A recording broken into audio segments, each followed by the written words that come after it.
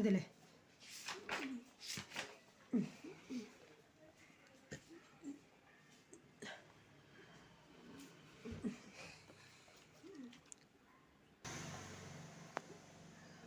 നമ്മൾ മൂന്നാമത്തെ കണക്കാണ് ഇപ്പോൾ ചെയ്യാൻ പോകുന്നത്. അപ്പോൾ നമുക്കൊന്ന് വായിച്ച് നോക്കാം. In each of the problems below, the result of doing sums operations on a number is given. Find the numbers. ഒന്നാമത്തെ കണക്ക് 3 added to double is 101. അപ്പോൾ നമുക്ക് ഒന്നാമത്തെ കണക്ക് ചെയ്യാം. അപ്പോൾ ഇതിലെന്താണ് പറയുന്നത്?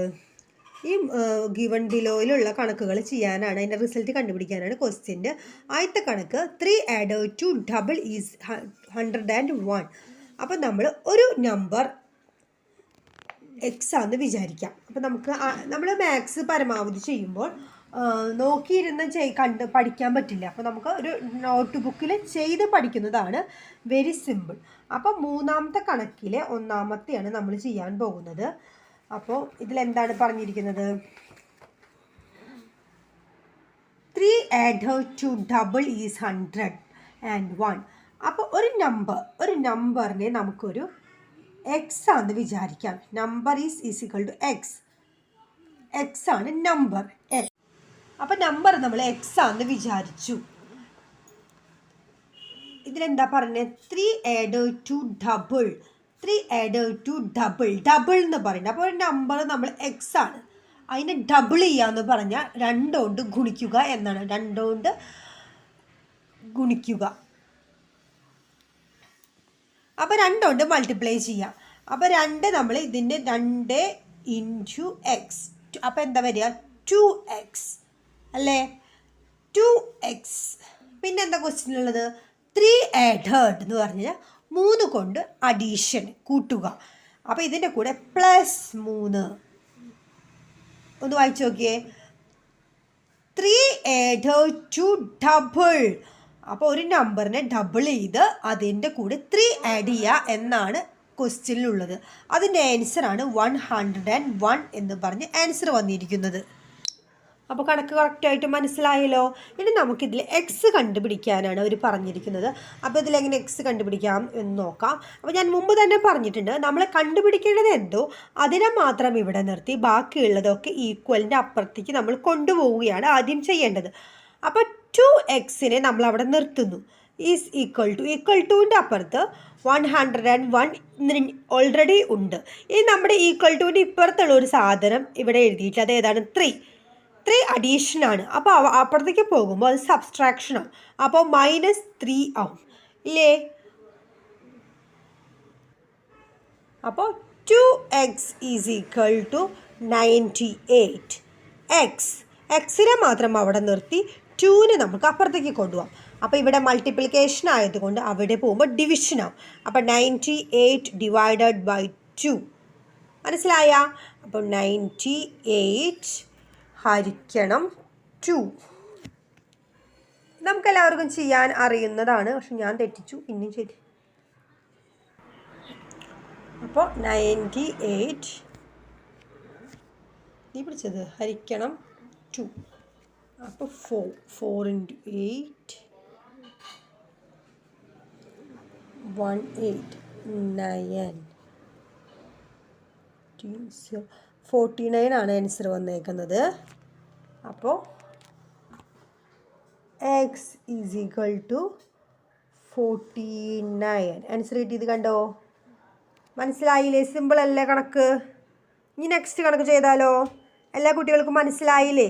മനസ്സിലാവാത്തവർ കമൻറ്റിൽ പറയുകയാണെങ്കിൽ ഞാൻ ഒന്നും കൂടി എക്സ്പ്ലെയിൻ ചെയ്ത് തരാം. നെക്സ്റ്റ് വീഡിയോയിൽ എന്താണ് മനസ്സിലാവാത്തതെന്ന് പറഞ്ഞ മെസ്സേജിൽ എന്നെ റിപ്ലൈ തരുന്നതായിരിക്കും. നെക്സ്റ്റ് കണക്ക് ചെയ്താലോ? ഏതാണ്? 2 added to triple is 101. അപ്പോൾ ഇതെന്താണ്? നമ്മൾ ആദ്യം തന്നെ ഒരു നമ്പർ എക്സ് ആയിട്ട് വിചാരിക്കുക. രണ്ടാമത്തെ കണക്കാണ്. നമ്പർ എക്സ് ആയിട്ട് നമ്മൾ വിചാരിച്ചു.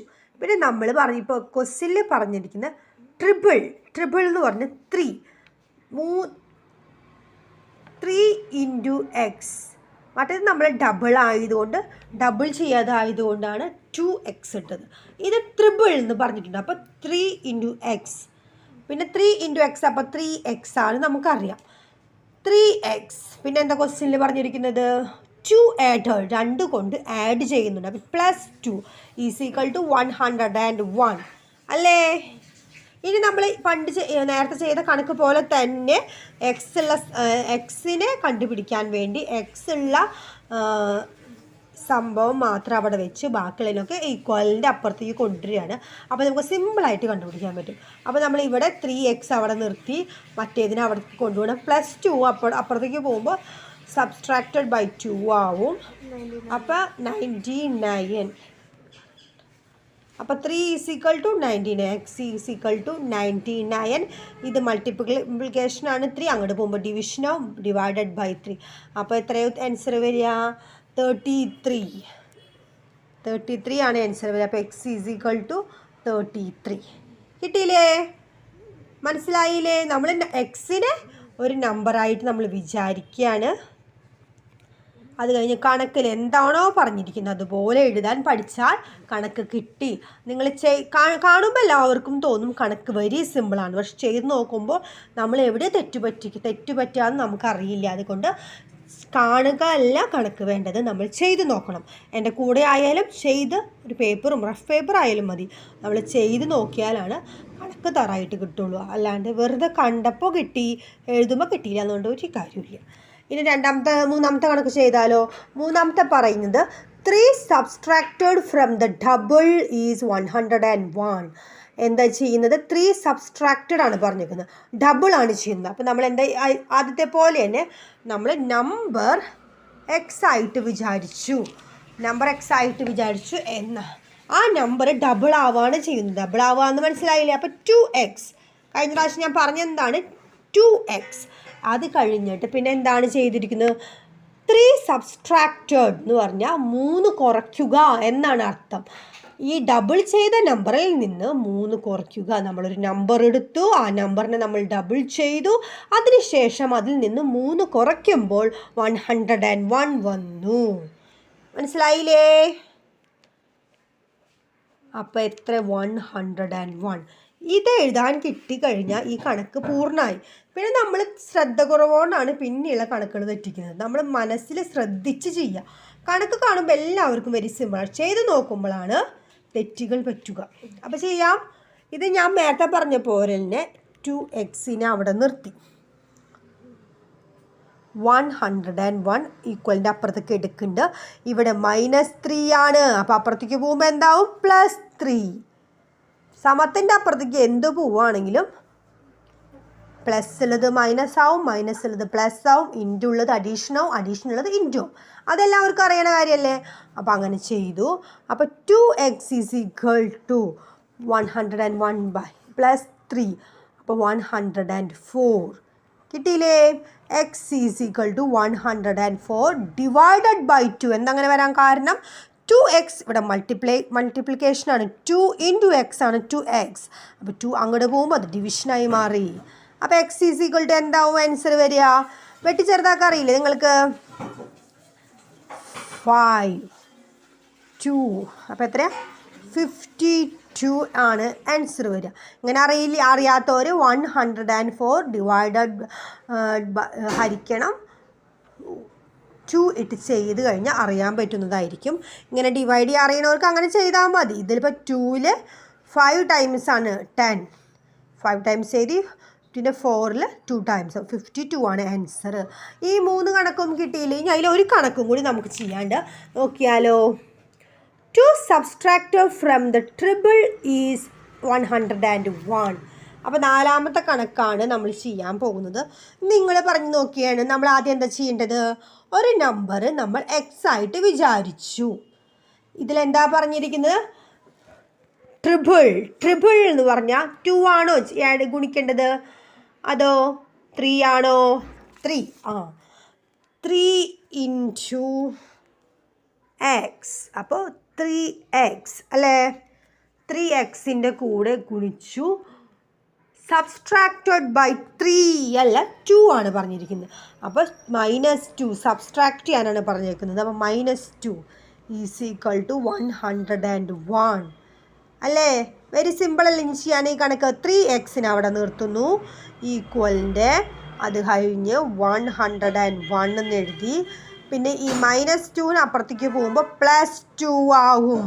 എല്ലാവർക്കും മനസ്സിലായില്ലേ? 3x ഈസ് ഈക്വൽ ടു 103 ആയി. മനസ്സിലായില്ലേ? ഇനി എന്താ ചെയ്യേണ്ട? എക്സിനെ അവിടെ നിർത്തിയിട്ട് ഈ 3ന് ഇപ്പുറത്തേക്ക് കൊണ്ടുപോകണം. അപ്പോൾ 3ന് അപ്പുറത്തേക്ക് പോകുമ്പോൾ 103 ഡിവൈഡഡ് ബൈ 3 ആകും. ആവോ? ആയി. ഇനി നമ്മൾ ഇതിനെ നമുക്ക് സിമ്പിളായിട്ട് ഹരിക്കാൻ പറ്റില്ല. അപ്പോൾ നമ്മൾ 103 ഹരിക്കണം 3. എങ്ങനെയത്? 3ൽ 9 പ്രാവശ്യം 9. ഇതിലെത്ര പ്രാവശ്യം പോവാ? 4. 4 3 × 4 12 ആണ്. പിന്നെയും 10 വരും. 0.2 നമ്മൾ ഇല്ലേ? പിന്നെ 3 വരും. പിന്നെയും 9 വരും. പിന്നെയും ഹരിക്കുമ്പോൾ 10 വരും. അപ്പോൾ ഇങ്ങനെ ഇത് അപ്രോക്സിമേറ്റ് ആയിട്ട് പോവാണ്. അപ്പോൾ ഇതിങ്ങനെ ആൻസർ എങ്ങനെ എഴുതണ്ടേ? 334.3333 അങ്ങനെ എഴുതിയാൽ മതി. അപ്പോൾ ആൻസർ കിട്ടിയില്ലേ? ഈ 4 കണക്ക് മനസ്സിലായില്ലേ? ഇനി നെക്സ്റ്റ് കണക്ക് നമുക്ക് ചെയ്ത് നോക്കിയാലോ? അപ്പോൾ 4ാമത്തെ കണക്ക് ചെയ്യാം. 4ാമത്തെ കണക്ക് ഒന്ന് വായിച്ചു നോക്കൂ. Half a number added to the number gives 111. What is the number? അപ്പോൾ ഇതിലെന്താ പറയുന്നത്? ഒരു നമ്പർ ഉണ്ട്. ആ നമ്പർ നമ്മൾ എന്തായിട്ട് വിചാരിക്കേണ്ടത്? എക്സ് ആയിട്ട് വിചാരിക്കണമെങ്കിൽ ഏത് നമ്പർ വേണമെങ്കിൽ വിചാരിക്കാം. നമ്മളിപ്പോൾ അത് n ആയിട്ട് വിചാരിക്കണം. നമ്പർ എന്ന് പറഞ്ഞാൽ n. ഓക്കെ? അപ്പോൾ നമ്പർ n ആയിട്ട് വിചാരിച്ചു. പിന്നെ എന്താ പറഞ്ഞത്? Half the number. എന്നിൻ്റെ പകുതി എത്രയായിരിക്കും? n/2. ഇത് രണ്ടും കൂടി ആഡ് ചെയ്യുമ്പോൾ എത്ര കിട്ടി? 111. മനസ്സിലായോ? നോക്കി ഒന്ന് വായിച്ചു നോക്കി. Half A number added to the number given 101. What is the number? അപ്പം നമ്മൾ ഒരു നമ്പർ എന്തായിട്ട് വിചാരിച്ചു? n ആയിട്ട് വിചാരിച്ചു. അപ്പോൾ ഹാഫ് ദ നമ്പർ എത്രയായിരിക്കും? അതിൻ്റെ ഹാഫ് നമ്പർ n/2. അപ്പോൾ ഒരു നമ്പർ n വിചാരിച്ചു, അതിൻ്റെ ഹാഫ് ദ നമ്പർ n/2. ഇത് ആഡ് ചെയ്യാനാണ് കണക്കിൽ പറഞ്ഞിരിക്കുന്നത്. ആഡ് ചെയ്യുക. n+n+/2 = 111. കിട്ടിയോ? ഇനി ഇതിലെ നമ്പർ ആണ് കണ്ടുപിടിക്കേണ്ടത്. നമ്പർ എന്ന് പറഞ്ഞാൽ എന്താണ്? n ആണ് കണ്ടുപിടിക്കേണ്ടത്. ഇപ്പം നമുക്ക് ഈ n ഉള്ള രണ്ടിലും അടിയിൽ ഇതില്ല. അപ്പോൾ ഇതിൽ ഒരെണ്ണത്തിന് മാത്രമേ ഡിനോമിനേറ്റർ ഉള്ളൂ, മറ്റേതിന് ഡിനോമിനേറ്റർ ഇല്ല. അപ്പോൾ നമ്മൾ രണ്ടിലും ഡിനോമിനേറ്റർ സെയിം ആയാൽ മാത്രമാണ് നമുക്ക് കൂട്ടാൻ പറ്റുള്ളൂ, അല്ലേ? അപ്പോൾ നമുക്ക് രണ്ടിനും സെയിം ആക്കാൻ വേണ്ടി ഇതിൻ്റെ അടിയിൽ ഒരു n ഇട്ട് കൊടുത്ത് രണ്ടിനും സെയിം ആവും. പക്ഷെ അടിയിൽ മാത്രം ഇട്ട് കൊടുത്താൽ ശരിയാവില്ലല്ലോ. അപ്പോൾ ഡിനോമിനേറ്റർ സെയിം ആക്കാൻ വേണ്ടി ഈ n-ന് അടിയിലിട്ട് കൊടുത്താൽ എന്തായാലും മുകളിലും ഇട്ട് കൊടുക്കണം, വേണ്ടേ? n × 2/2 ഇങ്ങനെയാണ് ഇട്ട് കൊടുക്കേണ്ടത്. n × 2/2. മനസ്സിലായ? അപ്പോൾ എത്രയായി? 2n/2 ആയില്ലേ? 2n/2 ആയില്ലേ? നമ്മൾ എന്തിനാണ് ഇങ്ങനെ ചെയ്യുന്നത് മനസ്സിലായില്ലേ? ഡിനോമിനേറ്റർ രണ്ടും സെയിം ആയാലേ നമുക്കത് കൂട്ടാൻ പറ്റുള്ളൂ. അത് കാരണമാണ് അടിയിൽ മാത്രം ഇട്ട് കൊടുത്താൽ ശരിയാവില്ല. അപ്പോൾ അത് വേറൊരു ആൻസർ ആവും. ഇത് മനസ്സിലായില്ല? അപ്പോൾ മുകളിലും താഴ്ത്തും എടുത്തു കൊടുത്താൽ ഈ 2 വെട്ടിപ്പോയി കഴിഞ്ഞാൽ n ആൻസർ.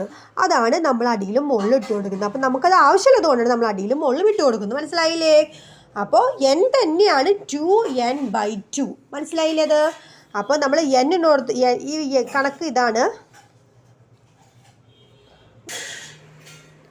അപ്പോൾ n + n/2 = 101. ഈ n ഉള്ളിടത്ത് 2n/2 നമ്മൾ ഇട്ടു, പ്ലസ് n/2 = 111. മനസ്സിലായില്ലേ? ഇനി നമ്മളിത് കൂട്ടാൻ പോവാണ്. ഡിനോമിനേറ്റർ രണ്ടും സെയിം ആണ്. അപ്പോൾ ഡിനോമിനേറ്റർ സെയിം ആയത് കൂട്ടാൻ നിങ്ങൾക്കറിയില്ലേ? എങ്ങനെയാണ് കൂട്ടുക? ഡിനോമിനേറ്റർ സെയിം ഇട്ടു, ഇത് രണ്ടും കൂടി കൂട്ടുക. 2n + n = 111. കിട്ടിയില്ലേ? അപ്പോൾ 3 അവിടെ എഴുതണ്ട, അതിൽ തന്നെ എഴുതാം. 3n / 2 = 111. ഈ 2n + 2n ആയി. അപ്പോൾ 3n/2. 3n = 111. ഈ /2 അപ്പുറത്തേക്ക് പോകുമ്പോൾ ഇൻറ്റു ആവും. അപ്പോൾ 3n = ഇത് ഗുണിക്കുമ്പോൾ 222 ആയില്ലേ? എന്നല്ല കണ്ടുപിടിക്കുക. n = 222 / 3 ആയില്ലേ?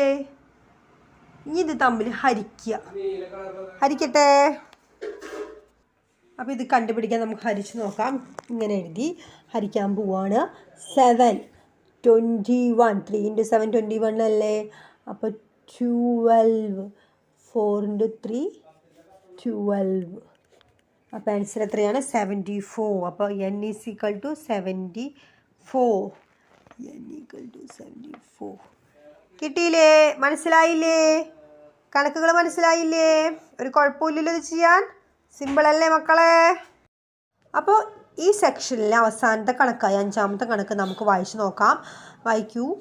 A piece of flock math. A child asked a flock of birds, "How many are you?" A bird replied, "We and us again, with half of us, with and half of that, with one more, would make 100. How many birds were there?" അപ്പോൾ ഇതിൻ്റെ അർത്ഥം നിങ്ങൾക്ക് മനസ്സിലായോ? ഒരു കൂട്ടം പക്ഷികൾ, ആ കൂട്ടം പക്ഷികൾ നിങ്ങൾ എത്ര എണ്ണം ഉണ്ടെന്നൊരു കുട്ടി ചോദിക്കുകയാണ്. അപ്പോൾ ചോദിക്കുമ്പോൾ ആ പക്ഷികളുടെ റിപ്ലൈ ആണ് ഇത്. എന്താ പറഞ്ഞത്? വി ആൻഡ് അസ് അഗെയിൻ എന്ന് പറഞ്ഞാൽ ഞങ്ങളൊരു കൂട്ടമാണ്, ഞങ്ങളുടെ ഒരു കൂട്ടം കൂടിയും. അപ്പോൾ എത്ര കൂട്ടമായി? 2 കൂട്ടമായി. പിന്നെ വിത്ത് ഹാഫ് ഓഫ് അസ്, ഞങ്ങളുടെ പകുതി കൂടി, ഞങ്ങൾ ഒരു കൂട്ടത്തിൻ്റെ പകുതി. പിന്നെന്താ പറയുന്നത്? ആൻഡ് ഹാഫ് ഓഫ് ദാറ്റ്, ആ പകുതി ബേർഡ്സിൻ്റെ പകുതിയും കൂടി. മനസ്സിലായില്ലേ? പിന്നെ അതിൻ്റെ കൂടെ വിത്ത് 1 more, ഒരെണ്ണം കൂടുതലും കൂടിയുണ്ട്. ഇതെല്ലാം കൂടി ചേർന്നാൽ 100 ആണ്. അപ്പോൾ ഞങ്ങളുടെ ഒരു കൂട്ടത്തിൽ എത്ര കിളികൾ ഉണ്ട് എന്ന് കണ്ടുപിടിക്കണം. മനസ്സിലായോ? ഇത് നമുക്ക് എഴുതുമ്പോൾ കറക്റ്റായിട്ട് മനസ്സിലാവും. അപ്പം 5ാമത്തെ കണക്ക് മനസ്സിലായില്ലേ? ഞാൻ എഴുതാൻ പോവാണ്. ഒരു കൂട്ടം പക്ഷികൾ, ബേർഡ്സ് ആണ്. ബേർഡ്സിൻ്റെ കൂട്ടത്തിനെ നമ്മൾ പി എന്ന് പേരിട്ടു. എന്താണ് നമ്മൾ പേരിട്ടത്? പി. അപ്പം ചോദ്യം എന്താണ് പറയുന്നത്? We and as again. ഒരു കൂട്ടം പക്ഷികൾ, അതിൻ്റെ പേരാണ് പി. നമ്മൾ പി ആണ് ഇട്ടിരിക്കുന്നത്. പിന്നെ അതുപോലെ വേറൊരു കൂട്ടം പക്ഷികളും കൂടിയുണ്ട്. അപ്പോൾ 2 പക്ഷികളുടെ കൂട്ടം. അപ്പോൾ ഒരു കൂട്ടം പി, അടുത്ത കൂട്ടം പി. കിട്ടിയില്ലേ? പിന്നെ എന്താണ് അവർ പറയുന്നത്? ആൻഡ് ഹാഫ് ഓഫ് ദാറ്റ്, ഈ കൂട്ടം പക്ഷികളുടെ പകുതി. അപ്പോൾ ഈ പിയുടെ പകുതി എത്രയാണ്? p/2. മനസ്സിലായോ? p/2. പിന്നെന്താണ് പറയേണ്ടത്? ആൻഡ് ഹാഫ് ഓഫ് ദാറ്റ്, അതിൻ്റെ പകുതി എന്ന് പറഞ്ഞാൽ ഈ p/2ൻ്റെ പകുതി. p/2 അതിൻ്റെ പകുതി എന്ന് പറഞ്ഞാൽ ഈ p/2ൻ്റെ പകുതി. എങ്ങനെയാ? p/2 അതിൻ്റെ പകുതിയാണ്. അപ്പോൾ എത്രയായിരിക്കും അത്? p/2 × 1/2. മനസ്സിലായില്ലേ? അപ്പോൾ അതിനെന്തെത്ര അങ്ങോട്ട്? p/4. കിട്ടിയില്ലേ? അപ്പോൾ ഇതിൻ്റെ കൂടെ പ്ലസ് ചെയ്യാണ് p/4. p/4. പിന്നെ എന്താണ് അവർ പറയുന്നത് കണക്കിൽ? അതിൻ്റെ കൂടെ 1 more, ഒന്നാണ് കൂടുതലുള്ളത്. അപ്പോൾ +1 ഇതെല്ലാം കൂടി ചേർന്നാൽ 100 ആണ് എന്നാണ് അവർ പറയുന്നത്. 100 കിട്ടിയില്ലേ? ഞാൻ ഒന്നും കൂടി എക്സ്പ്ലെയിൻ ചെയ്യാം. വി ആൻഡ് us, ഞങ്ങളും ഞങ്ങളുടെ കൂട്ടം p, അതിൻ്റെ കൂടി ഇതുപോലൊരു കൂട്ടം കൂടിയും, അത് കഴിഞ്ഞാൽ ആൻഡ് ഹാഫ് ഓഫ് ദാറ്റ്, ആ കൂട്ടത്തിൻ്റെ പകുതി p/2. പിന്നെന്താ പറയുന്നത്? ആൻഡ് ഹാഫ്, പിന്നെ ആ പകുതിയുടെ പകുതി, അതാണ് p/4. അത് വന്നത് മനസ്സിലായിട്ടില്ലേ? p/2ൻ്റെ അടിയിലൊരു /2 കൂടിയിട്ട് ചെയ്ത് ഇങ്ങനെയാണ് വരിക. അപ്പോൾ അതിൻ്റെ കൂടെ p/4 വന്നു. പിന്നെ അതിൻ്റെ കൂടെ +1 = 100. ഇപ്പോൾ ഈ ഇക്വേഷൻ എഴുതിയ ഈ കണക്കിൻ്റെ ജോലി കഴിഞ്ഞു. ഇത് എഴുതാൻ കിട്ടി കഴിഞ്ഞാൽ നമ്മൾ കണക്ക് പകുതി കഴിഞ്ഞു. ഇനി കുറച്ചും കൂടിയാണ് ചെയ്യാനുള്ളൂ. നമുക്ക് p എത്രയാണ് എന്നാണ് കിട്ടേണ്ടത്. മനസ്സിലായോ? ഇനി നമ്മൾ നേരത്തെ കണക്ക് ചെയ്ത പോലെ തന്നെ ഇത് എല്ലാം കൂടി സെയിം ഡിനോമിനേറ്റർ ആക്കണം. അതാണ് ടാസ്ക്. അതിനു മുമ്പ് നമുക്ക് വേറൊരു കാര്യം ചെയ്യാം. ഇതൊക്കെ ഇവിടെ കിടന്നിട്ട് p+p/2 വന്നിട്ട് പോന്നു സാർ, ഇങ്ങനെ എഴുതിയില്ലേ? പിന്നെ 100 = 100 എഴുതി. ഈ 1നെ നമ്മൾ അപ്പുറത്തേക്ക് കൊണ്ടുപോവാണ്. അപ്പോൾ അവിടെ +1 ആണ്, ഇവിടെ -1 ആയി. മനസ്സിലായില്ലേ? ഈ p+p എത്രയാണ് ആൻസർ?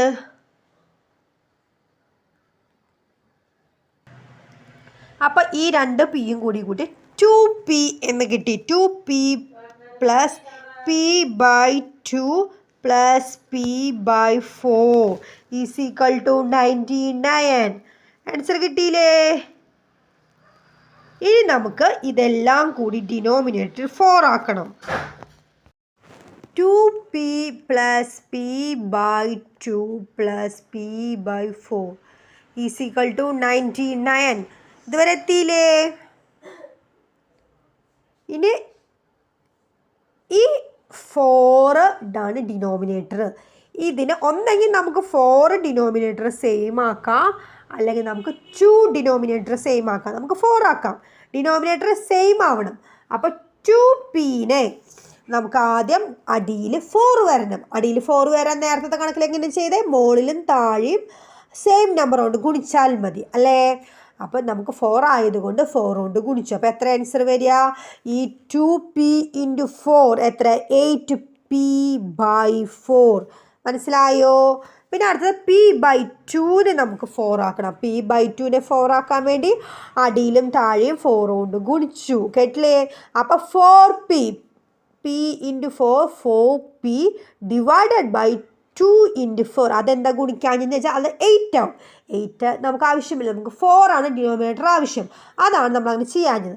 ഇനി ഈ 2നെ ഇതുകൊണ്ട് വെട്ടിക്കഴിഞ്ഞാൽ 2p/4 ആൻസർ കിട്ടിയില്ലേ? ഈ കിട്ടിയ ആൻസർ നമുക്ക് ഇവിടെ എഴുതാം. 2pക്ക് നമുക്ക് എത്ര ആൻസർ കിട്ടിയേ? 8p/4 അല്ലേ? അപ്പോൾ 2pയുടെ സ്ഥാനത്ത് 8p/4 എന്ന് എഴുതി. p/2ന് എന്താ ആൻസർ കിട്ടിയേ? 2p/4 എന്ന് കിട്ടി. പിന്നെ ഇത് ഡിനോമിനേറ്റർ 4 ആയതുകൊണ്ട് p/4 എന്ന് എഴുതി. = 99. മനസ്സിലായില്ലേ? ഡിനോമിനേറ്റർ സെയിം ആയതുകൊണ്ട് ഓൾ ഡിനോമിനേറ്റർ /4 ഇട്ടു.